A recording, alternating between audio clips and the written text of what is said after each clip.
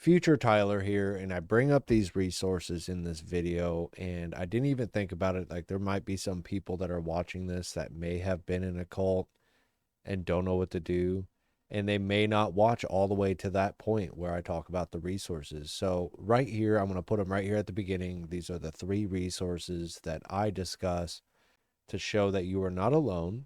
There are resources for you to get the help that you need if you have been in a cult and are getting out. So, on with the episode. I love you guys so much. Enjoy. I never thought I was in a cult. I thought I was saving the world. That comes from a former Heaven's Gate member archival interview. You've heard the stories. The leaders with the 1,000-yard stare, the compounds in the woods, the bizarre rituals, rigid dress codes, the loyalty oaths, and the mass deaths. But here's what no one tells you until it's too late.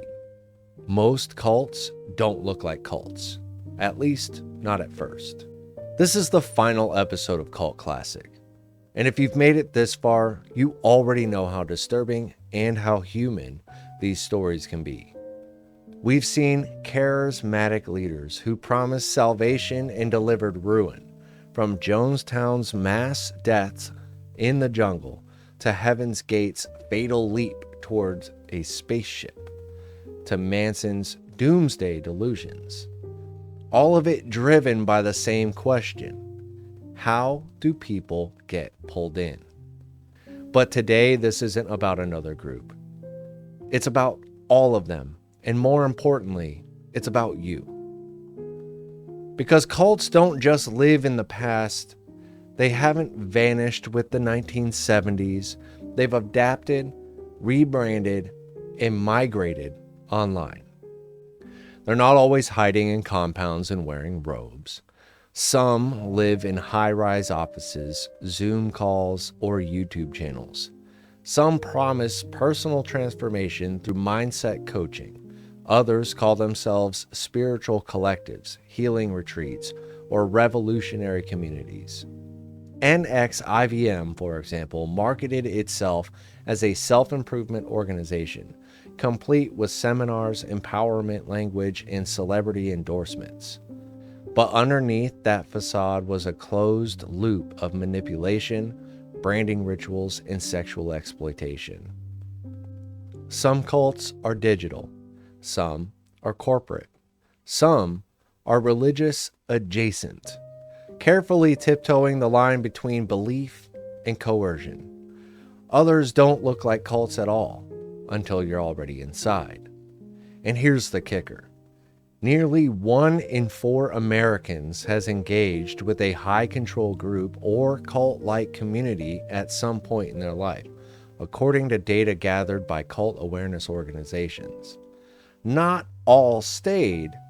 Not all even realized it, but the exposure was there, and the impact lingers. So here it is. Warning, you're closer to a cult than you think. And before we close the book on this series, we're going to show you exactly how to spot the signs before they pull you in.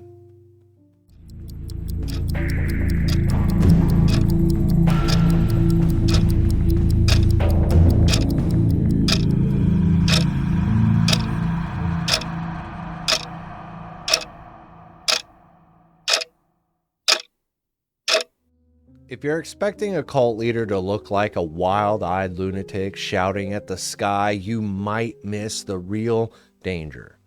Most of them aren't ranting in public squares or holed up in the mountains. They're calm, measured, often articulate, and deeply strategic. Because cults almost always orbit around one central force, a charismatic leader. But charisma doesn't mean charm, it means pull. A kind of gravitational certainty that makes people second guess themselves and follow someone who seems to know exactly what to do, even if it goes against logic, safety, or morality. Psychologists studying cult behavior often cite 3 consistent traits among high control leaders.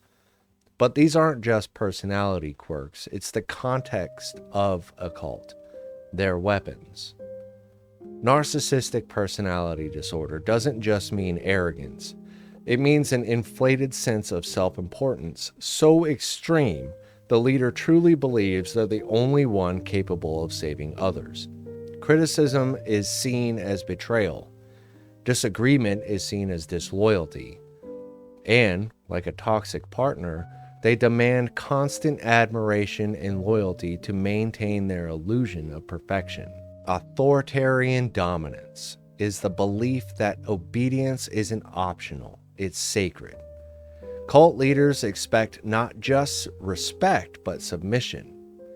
They give orders cloaked as spiritual guidance or universal truth. Rules apply to everyone but them. They don't just lead, they dictate. And like abusers in personal relationships, they often disguise control as care. I'm only doing this for your growth, is something that they might say. The need for total control is what turns belief into bondage. From what followers eat, read, or wear to who they're allowed to speak to, every aspect becomes a point of leverage. They may use guilt, fear, or even love to keep people compliant. This isn't spiritual leadership, it's emotional hostage taking. And like in toxic relationships, the worst part is this. By the time you realize what's happening, you've already handed over your trust. And no, your romantic partner isn't automatically a cult leader just because they've been manipulative or controlling. Cult leaders exhibit these traits at level 10,000. This isn't just some emotional toxicity. It's organized domination. But the patterns are similar enough that once you learn to spot them, you'll start to see how they show up in more places than you might expect. Take Jim Jones. He once preached civil rights and equality. But behind the scenes, he isolated his followers, restricted their food, banned outside communication, and rehearsed mass suicide drills. Keith Rainier of NXIVM used love bombing, rigid sleep schedules, forced dieting, and readiness drills to dominate female followers he later branded. Marshall Applewhite of Heaven's Gate blended biblical prophecy with sci-fi escapism, convincing his group to cut all ties to outsiders until the only truth that mattered was his own. These aren't random outbursts. They're systematic techniques. They love bomb you, offering praise, purpose, and belonging. They isolate you, subtly discouraging contact with friends and family who, quote, don't understand. They restrict sleep and food, not through chains, but through late night meetings, fasting rituals, or community diet challenges. And they repeat beliefs daily until you don't just hear the message, you internalize it. And above all, they control what you know. They decide which books are safe, which outsiders are dangerous, which experts can be trusted, and which ones are just part of the system. What starts as enlightenment quickly becomes indoctrination, because at the core, it's not about belief, it's about power. And once they have it, they don't let it go. This is the part most documentaries get wrong. The people who join cults, they're not stupid, they're not gullible, and they're definitely not weak. They're human. In fact, research shows that people are most vulnerable to cult recruitment during times of transition. Loss of a job, the end of a marriage, moving to a new city, a spiritual crisis, a mental health episode. In those moments, when the world feels unstable and your identity feels unanchored, cults offer answers. Not always right away, but slowly, in ways that feel personal and profound. A 2018 study in the Journal of Social Psychology confirmed this, identifying 3 key predictors for cult susceptibility. Emotional distress. Grief, anxiety, depression, or trauma can leave someone emotionally raw, more likely to latch onto any group that offers relief, answers, or meaning. Identity disruption. Life transitions like divorce, job loss, or major spiritual shifts can fracture a person's sense of self, making them more open to new belief systems that promise purpose and stability. Lack of strong support networks. When someone feels alone, cut off from family, friends, or community, they're more likely to cling to the first group that welcomes them, even if that group slowly becomes controlling. Scientologist Janja Lalich put it plainly. They didn't join a cult, they joined a family. The word cult came later. Cults don't prey on the paranoid, they prey on the searchers, the people actively looking for purpose, belonging, healing, or a clean slate. And that's why it can happen to anyone. Even the most intelligent, educated, thoughtful person can be caught in the right moment of emotional vulnerability. In one anonymous interview with a former member of a high-control New Age group, the survivor explained, "I joined because I thought they saw me, really saw me. It was the first time in my life I felt like I mattered." That's what cults do best. They mirror you. They reflect back a vision of yourself that feels special, called, and chosen. And once the emotional bond is in place, logic doesn't matter as much. Because now it's not just a belief system, it's your identity, which is why leaving doesn't feel like freedom. It feels like betrayal, it feels like death. Psychologists studying cult deprogramming often describe the exit process as a kind of grief cycle. You lose your community, your purpose, and often your sense of self. And that loss can be so painful that some people choose to stay, because staying hurts less than shattering everything they believe in. This is why spotting the signs before you're pulled in is so crucial. Because once you're inside, the walls aren't made of barbed wire, they're made of trust. And trust is much harder to escape. As we've already seen with the cult leaders and followers alike, control is rarely sudden. It builds slowly through patterns that look like support, structure, or even enlightenment. That's why it's critical to know the red flags of high control groups before you're too deep to question them. Cult expert Stephen Hassan created the BITE model to explain how groups manipulate people by controlling 4 key areas: behavior, information, thought, and emotion. Here's what that looks like in real life. Behavior control. You're told where to live, what to wear, how to spend your time. In Scientology's Sea Org, members are assigned housing, uniforms, and exhausting schedules. In NXIVM, members followed rigid sleep and diet restrictions under the guise of, quote, self-discipline. Information control. Outside perspectives are labeled dangerous or forbidden. You're told not to trust the media, your family, or former members. The Unification Church, often called the Moonies, limited what recruits could read and filtered conversations through group leaders. Thought control. Dissent becomes sin. Doubt means failure. You're taught that critical thinking is just a tool of the enemy. Groups like Heaven's Gate labeled questioning as earthly programming, something to be purged. Emotional control. Your feelings are weaponized. You're praised when obedient, shamed when independent. You fear losing love, status, or salvation. Jim Jones convinced followers that grief and pain were signs of spiritual weakness, and the only cure was deeper obedience. And beyond the bite model, there are other red flags too, often found in MLMs.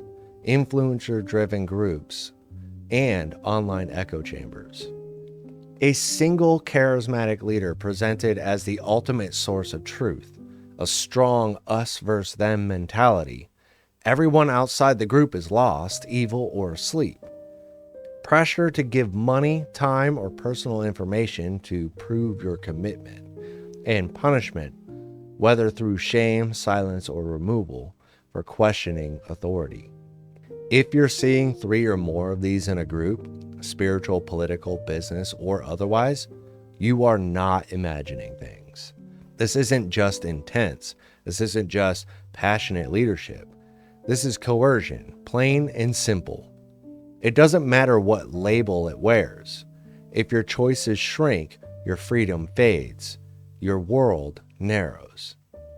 That's not personal growth. That's a cage. Just one with really good marketing. We tend to think of cults as relics of the past, bound to the 1970s, full of flower crowns, compounds, and doomsday prophecies. But in truth, cult behavior didn't disappear. It just went digital. Today, a high control group doesn't need a physical commune. It needs a comment section, a live stream, a hashtag.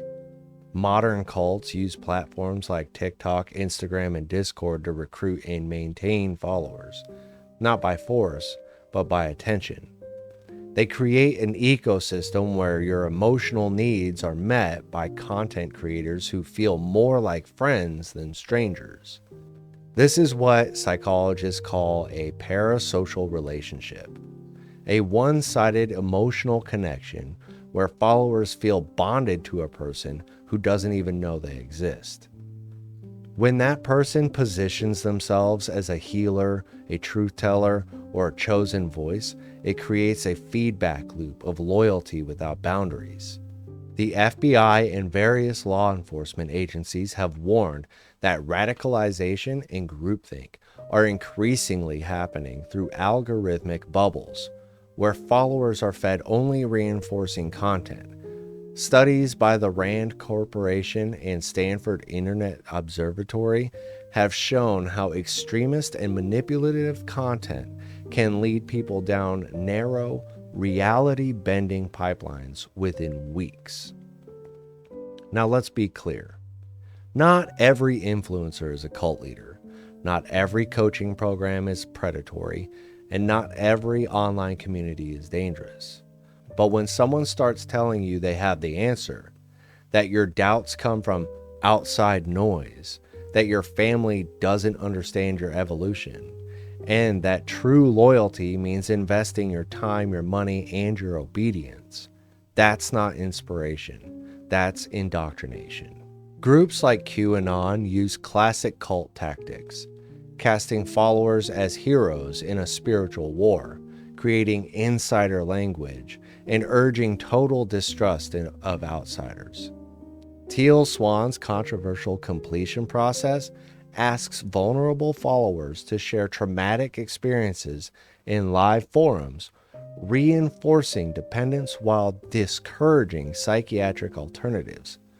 Many multi-level marketing schemes exploit economic hardship with love bombing, girl boss language, and constant pressure to recruit others to prove belief in the system. It all starts the same way. You're praised for joining. You're warned about critics. You're isolated by language, identity, and belief. You're encouraged to cut ties with negative people. You're financially and emotionally invested, so leaving feels like betrayal. And the most dangerous part? They never call it a cult. They call it a movement, a revolution, a safe space, a new way to be human. So how do you stay safe? How do you protect yourself or someone you love from being pulled into something they don't recognize until it's too late? There's no one-size-fits-all shield, but psychologists, cult deprogrammers, and survivor advocates agree on a few core strategies. Stay connected to the outside world. Cults survive on isolation. The more disconnected you are from friends, family, and neutral outsiders, the easier it is to control your beliefs. Make time for people outside your bubble. Keep open lines of communication. If a group starts to feel like your only safe space, that's a red flag. Ask questions, even when it's uncomfortable. Healthy communities welcome curiosity. Cults punish it. If asking about finances, leadership decisions, or exit options gets you shut down or shamed, take note. As cult recovery expert Dr. Margaret Singer said, freedom begins with the right to question. Trust your gut, even if your brain's confused. People often say something just felt off, but they overrode that feeling out of politeness, pressure, or groupthink. Your instincts are there for a reason.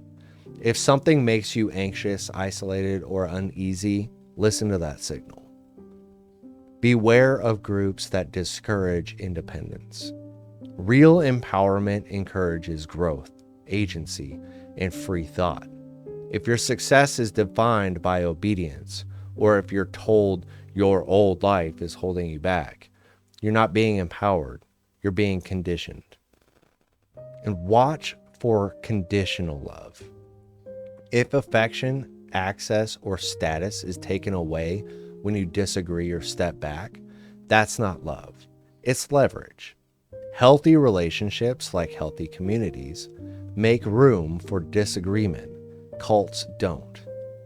And finally, if you can't leave without punishment, shunning, or threats, you're not in a spiritual path, a healing space, or a business opportunity. You're in a control system. Support does exist. Organizations like International Cultic Studies Association, or the ICSA, the Freedom of Mind Resource Center, and the Open Minds Foundation offer education, counseling referrals, and exit support. You don't have to go through it alone. You're not weak for getting pulled in. You're strong for seeing it, and stronger still for getting out. We started this series with stories that shocked you. Groups that ended in violence, in exile, and in tragedy. We told you about Jonestown, Heaven's Gate, the Manson family, NXIVM, Waco, the People's Temple, the extremes. But the truth is, most cults don't start with tragedy. They start with a handshake, a welcome message, a promise that you're not alone. Because cults don't begin with poison. They begin with purpose, with community, with a cause worth fighting for. The danger isn't in the robe, the compound, or the leader's stare. It's in the quiet shift from freedom to dependence, from guidance to control, from love to leverage. And the next one you encounter, it probably won't make headlines. It might look like a wellness group, a startup, a mastermind course, a spiritual coach, a content creator with all the right answers. So let's be clear. Not every quirky leader is a cult leader. Not every coaching program is a cult. And not every intense group dynamic is inherently dangerous. But the extremes are real. And the line between community and control is thinner than it seems. That's why your awareness matters. Because if it starts demanding loyalty over logic, if it isolates you, manipulates you, makes you feel chosen and trapped at the same time, you'll know what's happening. You'll know what to look for. You've seen the patterns, you've seen the red flags, you know what control dressed as community sounds like. You're not paranoid, you're prepared. You're not fearful, you're awake. Because the most dangerous cults don't come banging on your door. They whisper in your ear. And now that you've seen what they look like, you'll know one when it knocks. This was Cracked Relic's Cult Classic series. And I wanted to shut it down with a warning because you see it everywhere. And you know, there's a lot of people out there that sit there and they call it out and they go, that's a freaking cult, dude. You're part of a cult. You're part of this cult. And then, of course, you know, people go, no, I'm not, no, I'm not, no, I'm not. And you're like, yes, you are in an echo chamber. Everybody agrees with each other. Everything, like, there's no outside discourse or anything challenging your ideology or the way you think or anything like that. And then if you want to leave that, you get chastised. You know, you get canceled, you get, you know, whatever it is. And, you know, it's rough to look at, especially after, you know, watching this series and then, you know, this warning episode. You will start to see it just a little bit everywhere. But again, not everything is a cult. And I cannot reiterate that enough. Your partner is not a cult leader just because they're abusive or toxic. Your favorite creator isn't a cult leader just because they have some large following and everything like that. It's there certain exact red flags that you need to be looking for and paying attention to those and being able to sit there and be honest with yourself and be like, oh no, yeah, this is for sure a cult. That's when you're going to be able to get out before it's too late. So with that, and this being the end of the Cult Classic series, I hope it helps you identify what to look for. That being said, as always, sources will be down in the description and coming up after this. And thank you so much for watching this series and being a part of the channel.